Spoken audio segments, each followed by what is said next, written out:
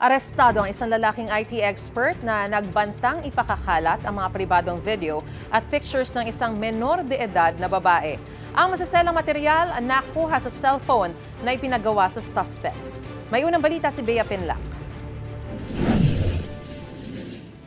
Pinasok ng mga operatiba ng PNP Anti-Cybercrime Group ang kwartong ito sa isang hotel sa Arayat, Pampanga. Pinadapa nila sa kama ang 26 anyos na lalaking ito na tanging tuwalya lang ang suot. Pinusasa ng lalaki at binasahan ng karapatan. Ayon sa pulisya, hinihintay sana ng lalaki ang 17 anyos na babaeng pinipilit umano niyang makipagtalik sa kanya.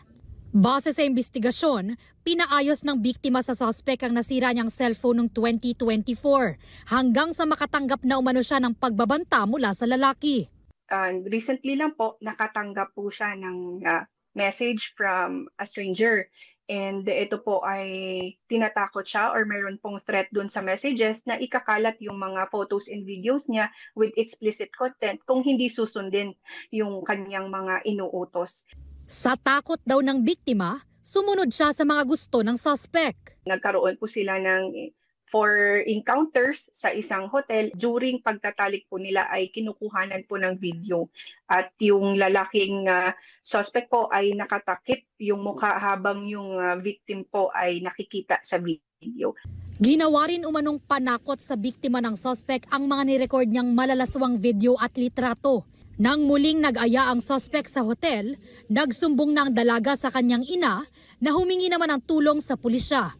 Dito na isinagawa ng PNP ACG ang entrapment operation sa suspect na napagalamang nagtatrabaho bilang IT sa isang pribadong ospital at sumasideline bilang cellphone technician. According din po sa investigation natin ay may dalawang nabiktima pa po ito which is nagre-reach out na rin po sa ACG office. Sinusubukan pa namin kunin ang panig ng suspect na nahaharap sa mga reklamong grave coercion, grave threat, at paglabag sa anti-online sexual abuse or exploitation of children at ilan pang mga reklamo na may kaugnayan sa Cybercrime Prevention Act of 2012. Ito ang unang balita. Bea Pinlac para sa GMA Integrated News. Gusto mo bang mauna sa mga balita? Mag-subscribe na sa GMA Integrated News sa YouTube at tumutok sa unang balita.